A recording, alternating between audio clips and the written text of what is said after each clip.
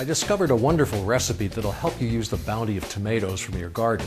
It's a beautiful smoked tomato soup, and here's how you make it.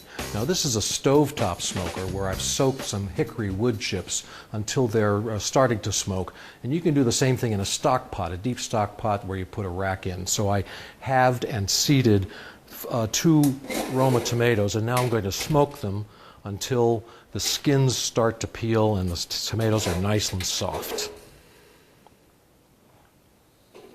I've heated some olive oil in a very deep saucepan, and I'm going to add some chopped onion and some leeks that I've cleaned and chopped, and I'll cook them until they're softened.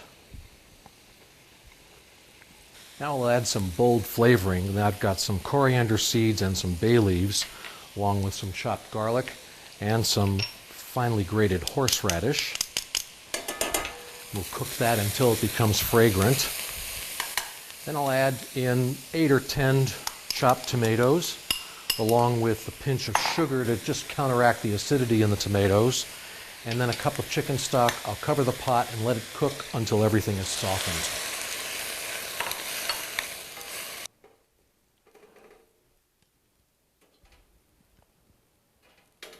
Now I took my smoked tomatoes, put them in the blender along with the cooked vegetables, and now I'll puree them. I added some butter to increase the richness, and then I'll transfer it to a clean pot, and we'll season with salt and pepper. And you can serve this hot or cold. Just garnish it with basil. It's a beautiful soup. You're going to love it. You can get the recipe by writing to me here at the station, or log on to the website and click on the Kitchen Guy link. I'm Chef Jim. Thanks for watching Kitchen Guy, the tastiest 2 minutes in television. I'll see you next time.